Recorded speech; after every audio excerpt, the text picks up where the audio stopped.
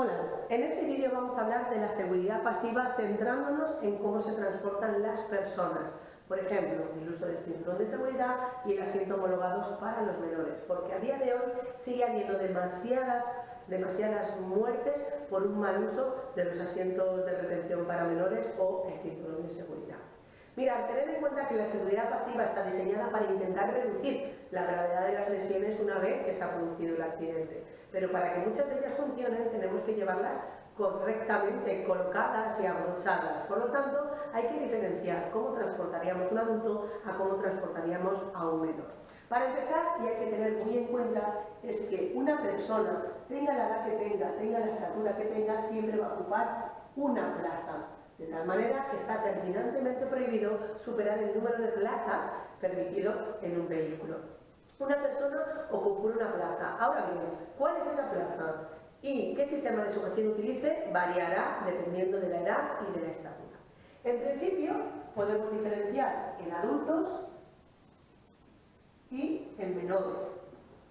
¿Cuál es la edad que te consideraría adulto a efectos de pasajero en un vehículo? Bueno, pues que somos adultos con una edad superior o igual a 12 años, mientras que por lo tanto seremos menores los que tienen menos de 12 años. Con 12 años cumplidos ya somos considerados adultos. ¿Cómo adultos? Como norma general, pues podremos circular usando cualquier plaza, es decir, podremos sentarnos tanto en asientos delanteros como en traseros. Además, podríamos ir ya en cualquier vehículo, ya sea de transporte de mercancías, ya sea de personas o incluso un vehículo sin carrocería, como un ciclomotor o una motocicleta, ¿vale? Siempre que dispongan de otra plaza y, por supuesto, con el casco homologado. Y además, como norma general, salvo alguna excepción, con la sujeción adecuada que será el cinturón de seguridad. Mirad, el cinturón de seguridad con el tiempo ha evolucionado y hemos pasado de tener los primeros cinturones que se inventaron, que era solo el de 2 puntos, esa banda abdominal, a tener el de 3 puntos, 1, 2 y 3, con la banda torácica. ¿Vale? Hay que tener en cuenta que para que sea eficaz debe estar correctamente abrochado y ajustado al cuerpo. Por eso no se recomienda ni uso de cojines ni abrigos voluminosos, porque podrían favorecer lo que se llama el efecto submarino, que aunque el nombre no pueda parecer muy acertado, sí que es cierto que el cuerpo en el asiento nota un deslizamiento hacia adentro, como un hundimiento cuando hay cierta holgura respecto al cinturón, como os digo, por ir sentado en un cojín o por llevar el abrigo puesto. Así que evitaremos el efecto submarino llevando realmente bien ajustado el cinturón a nuestro cuerpo. Fijaos si ha avanzado con el tiempo que hoy en día tenemos los pretensores pirotécnicos o los limitadores de carga como sistemas que nos ayudan a que se ajuste bien, a que no nos hagan tanto daño, es decir, que han avanzado el tejido, todo ha avanzado mucho, pero no serviría de nada sino que lo abrochas, ¿vale? Así que banda torácica que pase por el hueso de la clavícula o mitad del hombro y banda abdominal que apoye en los huesos de la cadera o pelvis. El cinturón tiene que apoyar siempre en hueso, no en zonas blandas, para que cuando ejerza presión no nos haga tanto daño. Así que, colocado debidamente ajustado al cuerpo, el cinturón de seguridad en principio es el sistema de sujeción que utilizará un adulto. ¿Cuándo estamos exentos de utilizar el cinturón de seguridad? Bueno, pues mirad, estaríamos exentos si dispusiéramos de un certificado médico de exención. Si por la causa médica que sea tenemos un justificante del médico que diga que no nos pongamos el cinturón de seguridad, pues con eso estaríamos exentos. Ahora bien, en autopista o autovía no hay ninguna otra excepción para nadie que pueda hacer que no sea obligatorio el uso del cinturón. Sin embargo, en otro tipo de vías, como por ejemplo en las carreteras convencionales o vías urbanas, cuando es un conductor que va a dar marcha atrás para parar o estacionar, entonces sí que podría quitarse el cinturón de seguridad mientras dura esa maniobra, teniendo en cuenta que circular marcha atrás como norma general está prohibido, que solo se puede usar cuando es para otra maniobra que lo requiera y que salvo que estuviéramos en una calle cortada o vía sin salida que no nos queda más remedio dar marcha atrás, hay que hacerlo siempre recorriendo como máximo 15 metros sin invadir un cruce de vías y muy despacito, pues entendemos que quitarse el cinturón en ese breve periodo de tiempo a esa velocidad y para esa maniobra no entrañaría demasiado riesgo, aunque no es recomendable, es mejor no quitárselo, que no hace falta, pero en ese caso excepcional podríamos hacerlo.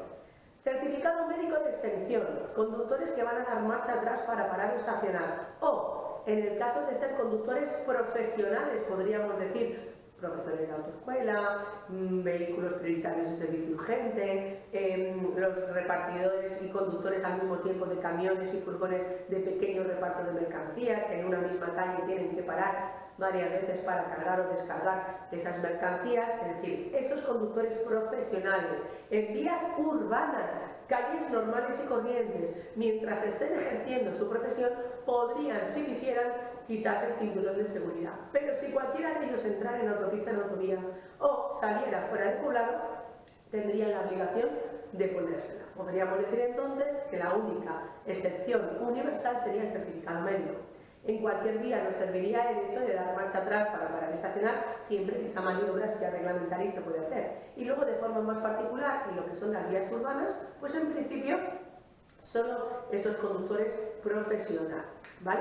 Mirad, si por cualquier causa yo montara en un autobús urbano normal y corriente y dispusieran de cinturones de seguridad, salvo si fueras un niño pequeñito, tendrías la obligación de ponértelo. Es decir, que en muchos vehículos no es que no sea obligatorio usar el cinturón, es que no lo traen instalado. Entonces, si no lo traen, entendemos que no hay que ponérselo. Pero si lo trajeran instalado, es decir, si vinieran instalados los cinturones, tenemos la obligación entonces de ponerlo. Con lo cual, si no es una de esas excepciones, utilizaremos el cinturón de seguridad debidamente abrochado y colocado al cuerpo, y de no hacerlo, la sanción es una sanción personal. Multarían a aquel pasajero que no lleve puesto el cinturón de seguridad. En caso de un menor, pues a su tutor responsable. Bueno, por lo tanto, los adultos pueden ir en cualquier plaza, en cualquier vehículo y usando el cinturón de seguridad. Pero ¿qué ocurre con los menores? Los menores, para empezar, ya no pueden ir en cualquier plaza. Tienen que ir en los asientos traseros, como norma general. De hecho, mirad, de poder elegir el más seguro de todos los de atrás para instalar un asiento homologado para un niño, el mejor sería el central. No, quitaos de la cabeza esa imagen de entrenando y el niño saliendo despedido de frente, porque eso no va a pasar siempre y cuando vaya sujeto con un asiento homologado. Ahora, pensamos de esta manera.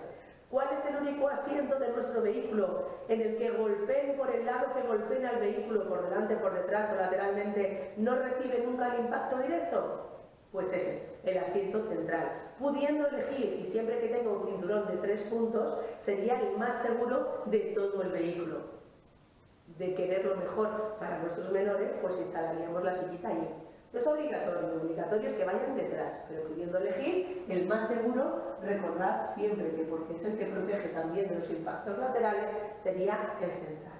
A ver, los menores tampoco pueden ir en cualquier vehículo. Los menores tienen prohibido circular en camiones y en furgones, ya que son vehículos de transporte exclusivo de mercancías, que no tienen asientos traseros, con lo cual no pinta nada, no pinta nada un niño en un camión o en un furgón. Sí podrían en vehículos mixtos, e incluso podrían en ciclomotores, motocicletas, e incluso en las bicis, en los ciclos en general. En el caso de que quiera llevar a un menor en un asiento, en un vehículo que no tiene carrocería, hay que tener en cuenta que, como excepción, el menor tiene que ser medianamente grande. Es decir, la excepción para poder llevar a un niño en moto o en ciclomotor es que tenga más o como mínimo 7 años y que el conductor sea su padre, su madre, su tutor o alguna persona que ellos directamente hayan autorizado. Eso para empezar, tiene que ser un niño, pero un niño grande, es decir, con 12 ya es adulto, pero a partir de 7, con la excepción de ir con su padre, madre y demás, podría ir en la plaza que tengamos en el ciclomotor o en la moto. Sí que es cierto que en un ciclo, en una bicicleta, es muy poco probable que dispusiéramos de más plazas, con lo cual, si yo quiero llevar un pasajero en bici y no tengo otra plaza, al único que podría llevar precisamente es a un menor. Y en este caso no de más de 7, ¿no? Porque a ver cómo te enganchas a un niño que te pese 40 kilos, va a ser que no. Y en este caso está pensado para llevar justo lo contrario, niños pequeños, es decir, hasta 7 años. La condición es que vayan en un asiento homologado, que se adapte a su talla y su peso, que se engancha en el propio ciclo, y que el conductor sea mayor de edad. No hace falta que aquí sea su padre ni nada. Con que sea mayor de edad, niños hasta 7 años en asiento homologado podrían ir en bici. Así que, por lo tanto, los menores no pueden ir en cualquier vehículo. Y eso sí, vayan donde vayan, tienen que llevar la sujeción apropiada. ¿Y cuál es esa sujeción apropiada? La que dependa ya no de la edad, sino de la estatura. Es decir, un niño se monta detrás porque tiene menos de 12 años, porque es un niño, no porque sea bajito, ¿vale? Es decir, no es la altura lo que decide que ya te puedas sentar delante. Lo que decide que te puedas sentar delante es la edad. Ya serás más responsable, ya interrumpirás menos al conductor, no te dará por tocar los mandos. Es decir, por la edad es por lo que podremos sentar a un niño delante. Así que mirad, independientemente de dónde pongamos al niño, delante o detrás, porque excepcionalmente, bueno, le podríamos en algún caso, como vamos a ver, ponernos delante, lo que sí que tenemos que elegir es la sujeción apropiada. De tal manera que si el menor mide más de 1,50 de estatura, lo que es obligatorio utilizar es el propio cinturón de seguridad, ¿vale? Si está entre una estatura que comprende el 1,35 y el 1,50, ya podríamos usar el cinturón porque ya es eficaz a partir de 1,35, pero podríamos seguir utilizando el asiento homologado. Es decir, podríamos elegir cualquiera de las dos cosas. Es decir, con más de 1,50, cinturón obligatoriamente. A ver, si con más de 1,50 ya es más alto que yo, es decir, que aunque sea un menor de 12 años, ya evidentemente no me coge ningún asiento homologado. Entre 1,35 o 1,50 el cinturón ya es eficaz, cosa que es muy útil si quieres montar en un taxi o en el vehículo de alguien, pero si no, podemos seguir usando todavía el asiento homologado. Ahora, en el momento que el menor tenga menos de 1,35 o que me dijeran que tiene menos de 3 años, es obligatorio el asiento homologado. Cosa que, aunque no se esté llevando a la práctica del todo, hay que cumplir incluso en transportes escolares y en taxis. Aunque haya una especie de vacío ahí todavía que no se está llevando a cabo, los menores no pueden ir sin sujeción, ni siquiera en los autobuses escolares, cuando van de excursión por el colegio y demás, ni en los taxis, ¿vale? Así que la estatura decidirá si me siento con asiento homologado o con el cinturón, y la edad decidirá si ya lo puedo poner delante o no. Y como norma general, hasta los 12 años no se puede. ¿Qué ocurriría si mi vehículo tiene solo 2 plazas? Claro que puedes poner al niño delante. ¿Y si tengo que llevar 4 niños y tengo 5 plazas? Claro que lo puedo llevar delante. ¿Y si he cargado tanto el maletero que tengo que poner parte de la carga en los asientos traseros? Le puedes llevar delante. Es decir, ¿qué duda cabe?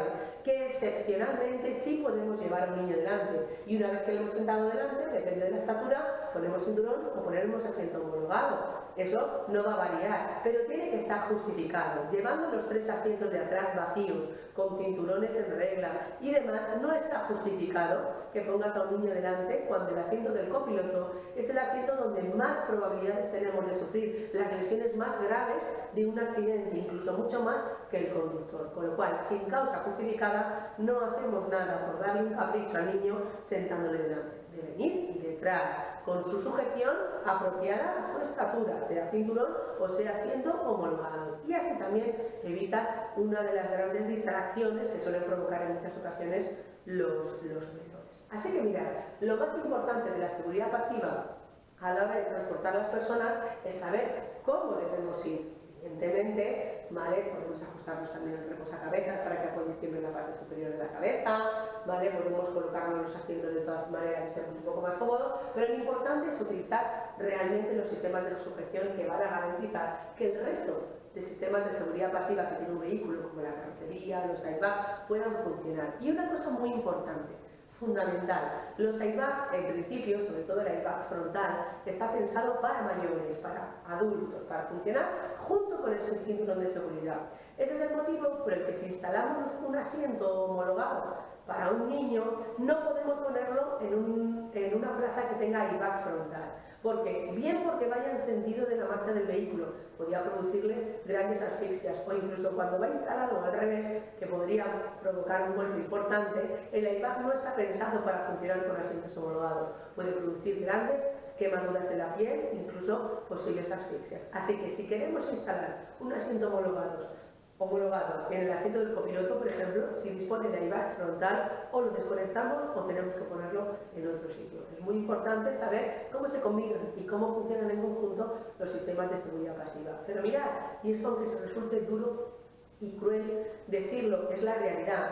Los vehículos tienen muchos más adelantos, como ya hemos dicho en vídeos anteriores, son mucho mejores, mucho mejor preparados, pero hemos elevado tanto el límite de velocidad que de media utilizamos para circular, superando y con mucho los límites establecidos por ley, que a esas velocidades ya los sistemas de seguridad no funcionan, porque esa carrocería reforzada de acero con barras laterales a 180 km/h te hace una lata de sardinas, porque ese cinturón a 180 km/h sujeta tu cuerpo en el respaldo del asiento, pero no sujeta tu corazón e impide que golpee con las costillas, con lo cual hay normalmente la gravedad de todo esto es tener en cuenta que en muchas ocasiones fallece la gente por hemorragias y causas que no pueden evitar ningún sistema de seguridad pasiva. Como digo, sé que esto resulta duro, podríamos pensar, ¡oh, qué desagradable! Pero es que esa es la realidad y eso se debe única y exclusivamente a las decisiones que tomamos como conductores, al aprovechar todos estos sistemas de seguridad que tenemos en el vehículo, eligiendo en todo momento una velocidad adecuada, que permita que esto funcione. Cuando ignoramos tanto estos sistemas y asumimos directamente mucho más riesgo porque el vehículo es mejor, estamos poniendo en peligro y estamos favoreciendo que esto pueda suceder. Así que la seguridad es fundamental, conocer qué sistemas tenemos, cómo funcionan y hasta dónde les podemos pedir. En base a eso vamos a conducir de forma mucho más segura y nunca nos va a pasar nada, porque los accidentes sí que se pueden evitar.